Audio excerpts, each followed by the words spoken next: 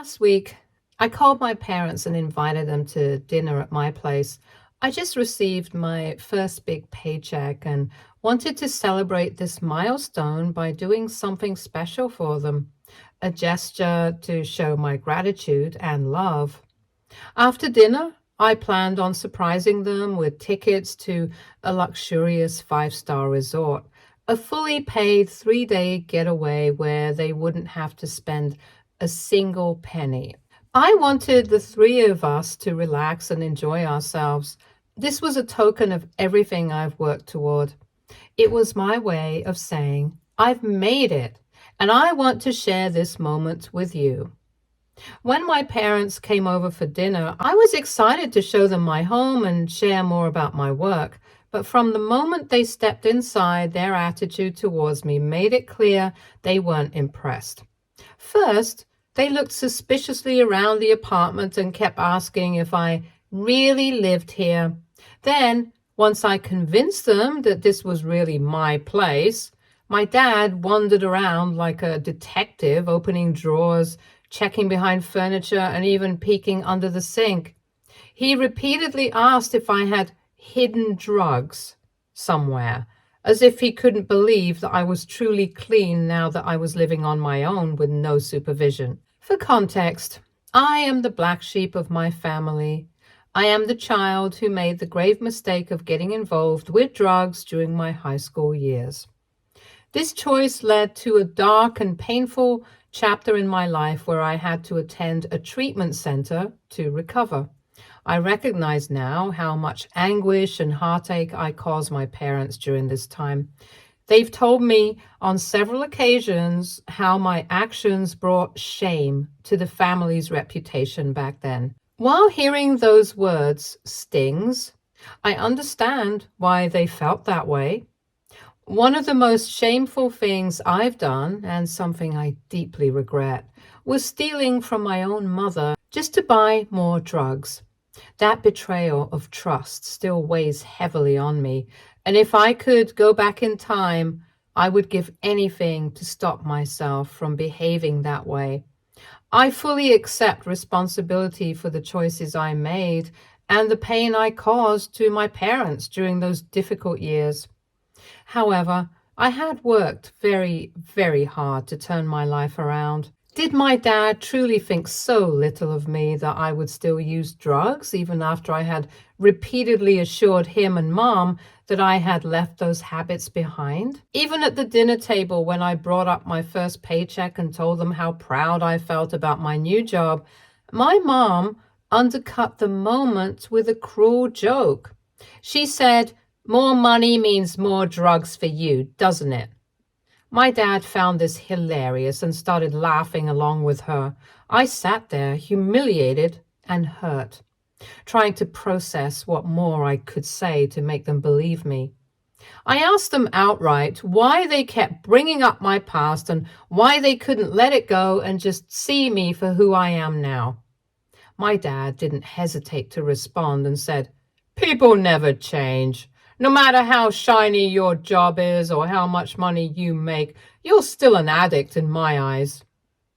He then went on a rant about how much money he had spent on me over the years, framing me as nothing but a burden to him, and how he had spent even more by sending me to that treatment center. He argued that if I was really earning as much as I claimed, then the least I could do for him was start paying all the money back. I was stunned at how cruel his words were. I argued back, reminding him that I had been very young when I made those mistakes, and that I was actually grieving at the time. I told him how hard I'd worked to rebuild my life since then, and it wasn't fair for them to keep throwing my past in my face whenever they felt like it. I expected understanding or at least a moment of reflection from them. But instead, my mom looked at me dead in the eye and said, with a taunting smile, "Once a black sheep, always a black sheep." Hearing that was like a punch to the gut. I had hoped this dinner would be a step toward mending our relationship, a chance for them to see the person I had become, But instead, it felt like they were determined to keep me trapped in the version of me that no longer existed. I realized then how much weight I had carried for years, trying to earn their approval, only to see that no matter what I did in their eyes, I would always be the disappointment. I know I caused them grief during those few difficult years when I was younger, and I've taken responsibility for my actions time and time again. But constantly bringing it up, using it to humiliate me, even now, felt deeply wrong. I've been trying to move on, to grow, to prove that I'm not the person I was back then. Yet, they couldn't seem to let it go. It was like no matter how far I came, they were determined to keep me chained to my mistakes. After my mom's cutting remark, I couldn't muster the energy to argue anymore. I sat there quietly for the rest of the dinner while my parents carried on. The focus of their conversation shifted to my sister, Serena, the golden child. They bragged about how she was excelling in life, how all her teachers adored her, and how she was always winning accolades. Hearing them praise her felt like a knife twisting in my chest. I couldn't help but feel a pang of jealousy. Not because Serena was thriving, she deserved every bit of her success, but because it was so painfully clear that my parents reserved all their pride and affection only for her, while they treated me like dirt. As dinner came to an end, I realized there was no point in telling them about the gift I had planned. I had been so excited to give them something special, to show them that I could take care of them, that I wasn't the failure they always seemed to think I was. But after the way they treated me, I was pissed. I also knew they wouldn't appreciate my gift. At first, I considered canceling my reservations since I didn't give them to my parents. But now that I've thought it over, I've decided to use them for myself and invite a friend to join me. AITA for not giving my parents the gift and using it on myself instead just because I'm pissed. Update 1. Thank you all for your advice. Since I can't reply to everyone in the comments, I would like to give a more detailed explanation as to why I behaved the way I did, and that it isn't something that I do anymore. And this is why it hurts so much that my parents don't understand my perspective and trust me. My behavior then had a lot to do with losing my grandparents. For the first 8 years of my life, I lived with my grandparents while my parents were off in another city, fully occupied with running their business.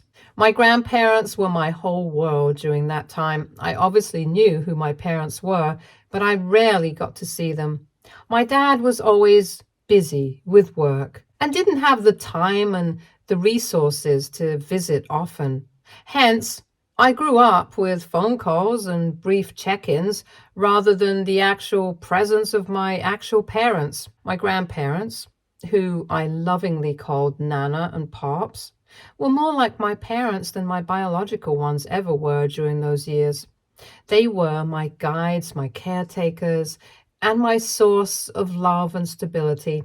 When my parents finally moved back home, they didn't come alone. They brought with them my younger sister, Serena. After my parents finally settled down here, they insisted, really they forced me, to move in with them. And I hated it. Suddenly, I was expected to fit into this new family dynamic with two people I didn't know well and a sibling who had seemingly replaced me in their lives. Don't get me wrong. I understand that my parents wanted us to be a family and probably thought it was for the best for me to move in with them. But from my perspective, my life was upended in an instant, and I was the one expected to adjust while they carried on as if everything was normal. The transition was anything but easy for me. With my grandparents, life had a comforting rhythm. I had my own room, my own routines, and a sense of stability that I cherished. Moving in with my parents felt like stepping into a different world altogether. My room turned into a tiny shared space with my sister Serena. She and I had never met before, so there was no bond between us because we had spent so many years apart. She didn't know me, and I didn't know her, which resulted in us having frequent fights. Then there was my dad. He was not an easy man to live with. My grandparents had always been respectful toward each other and me, creating a peaceful and loving environment. But my dad had a temper. He would yell and scream at my mom and me for what felt like no reason at all. I was often terrified of him, and being around him made me feel on edge all the time. My mom was no better. She ignored me all day and rarely ever sat down to talk to me. As a result, I never felt comfortable around my parents and literally walked on eggshells around them. What made things worse was how my parents got upset at me if I ever complained to them about how I felt. They seemed to expect me to just blend in and forget everything about my grandparents, as if the 8 years I spent with them were irrelevant. My dad was particularly strict about this. He demanded I stop calling my grandfather Pops, insisting it was inappropriate and too childish. Instead, I was told to call him grandfather, as if using a more formal title would somehow erase the connection I had with him. Since I was so deeply attached to my grandparents, I would constantly beg them to visit me every weekend after I moved in with my parents. But my parents didn't like that. They told my grandparents to stop visiting so frequently, arguing that I needed to take some time apart from them to readjust to my real family, my mom, dad, and Serena. Naturally, I hated this. To me, it felt like my parents were actively trying to separate me from the only people who truly understood me and whom I genuinely loved. I began to resent my family even more and more for keeping me away from my grandparents. Then, when I was 14 years old, the unthinkable happened. My grandparents, my Nana and Pops, passed away in a sudden car accident. A drunk driver took away the two most important people in my life. They were my whole world, and just like that, they were gone. The grief was unbearable. I wanted to scream, to cry, to ask God why he would let something so cruel and senseless happen. My heart felt shattered, and I didn't know how I could possibly move forward. At a time when I needed support and understanding more than anything, my parents didn't step up to help me. Instead, they did the complete opposite. They refused to see how depressed I was. Instead, they forced me to get up and go to school every day, even though I felt like I had no energy left in me. I was consumed by grief, struggling just to make it through each day. My grades began to slip because I simply couldn't focus, and instead of helping me or offering me compassion, my parents would just yell at me on results day, as though shouting at me could fix the emptiness I felt inside. I spent most of my time in bed, unable to summon the strength to do anything. My parents would yell at me for being lazy when in fact it was grief and depression. Even my teacher at school noticed my change in behavior and suggested that I see a grief counselor. But my mom dismissed that idea outright. She insisted I didn't need a mental doctor to feel okay and how therapy was just a scam anyways. Looking back, I realized how much I needed professional help during that time. I needed someone to talk to, someone who would validate my pain and guide me through my grief. But my parents refused to acknowledge how deeply I was struggling. They left me to navigate the overwhelming sadness and loss all on my own. And that isolation only made everything worse. It's no wonder that those feelings festered and eventually contributed to the choices I made later on. As a result of everything I was going through, the grief, the loneliness, and the resentment towards my parents, I channeled all my anger into destructive choices.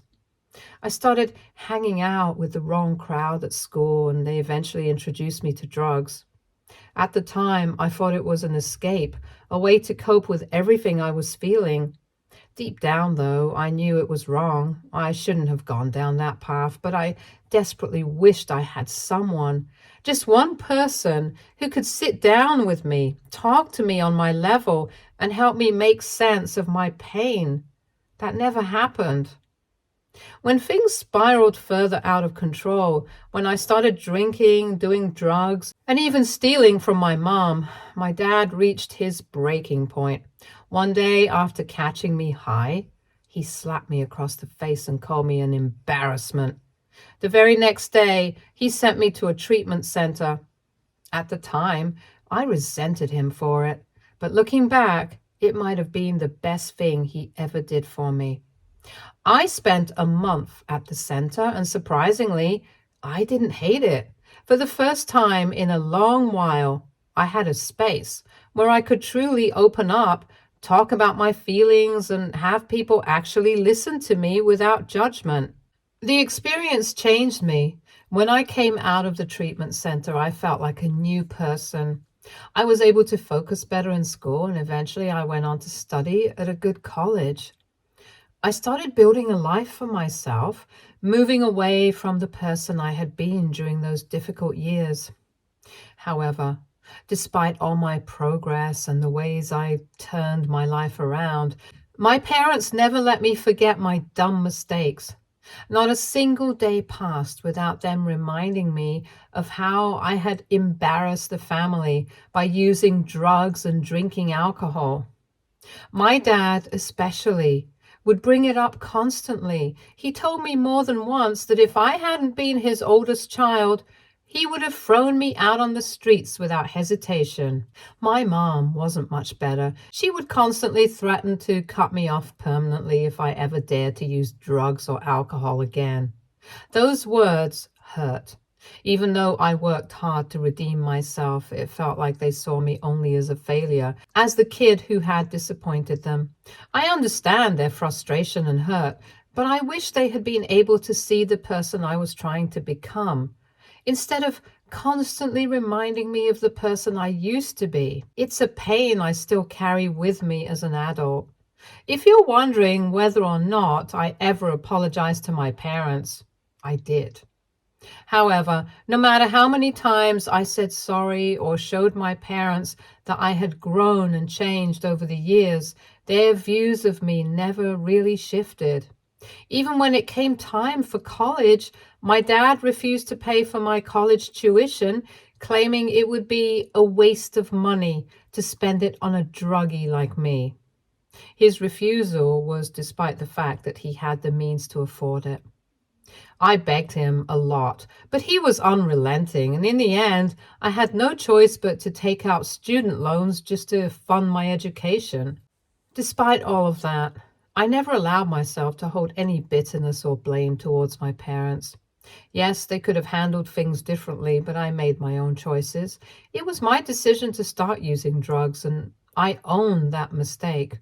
I should have found healthier ways to move on from my grandparents' death instead of using it as an excuse to act out, rebel, and embarrass my family. That was on me.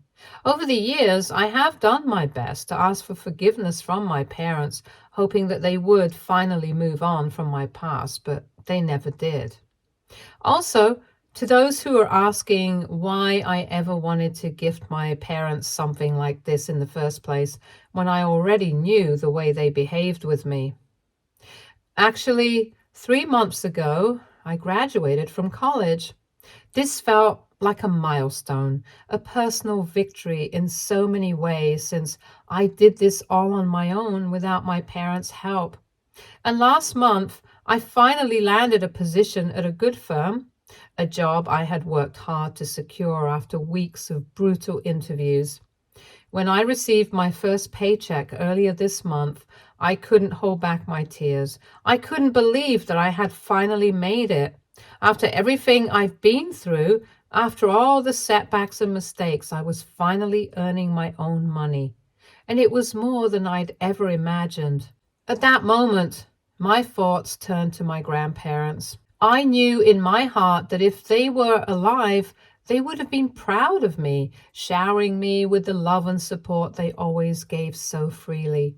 Their absence left a bittersweet ache, but I reminded myself that I still had my parents, even if our relationship wasn't perfect. I wanted to share my success with my family, to show them that I had finally made something of my life. Update 2. I've decided to go ahead and use the flight tickets and resort stay for myself. And I'll be taking a friend. I have received a lot of DMs from people asking why I continue to maintain a relationship with my mom and dad despite everything. The answer is simple. I know exactly how it feels to lose loved ones, and I have always been scared of completely cutting off my parents. When my grandparents passed away, they were my whole world, my only family. Losing them both in one night left a scar that hasn't fully healed. The pain and emptiness of that loss made me anxious and scared at the thought of losing my parents or my sister someday. Despite all the difficulties, I have always loved them as they are still my family, and the thought of being without them feels unbearable.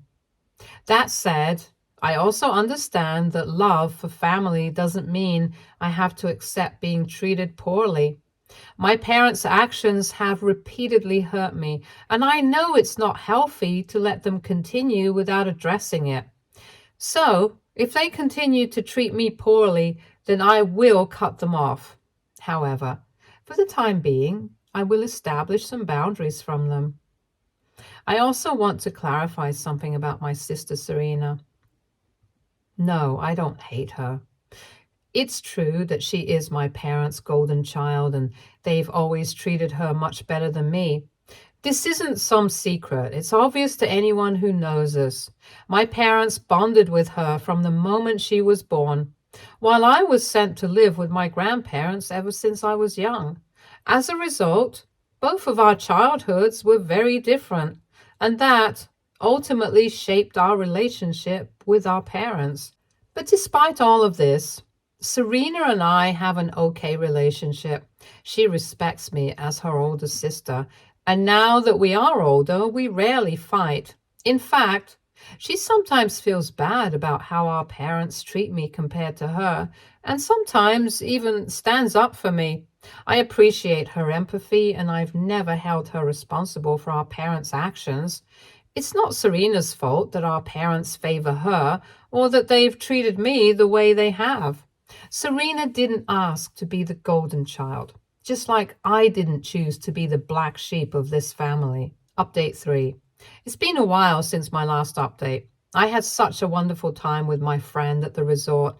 The experience was everything I had hoped for: relaxing, fun, and a much needed break from everything. Honestly, it was worth every penny I spent. Plus, my friend was incredibly kind and thoughtful. He offered to pay me back for his share of the flight and accommodation, even though he really didn't have to. It was a nice gesture that made the trip even more special. As for my parents, I haven't spoken to them since that dinner conversation, and I don't plan on reaching out anytime soon. I've decided to take things slow and go low contact with them over time. I've realized now that my mental health and well-being need to come first, and right now, maintaining distance from them is the healthiest choice for me. Update 4.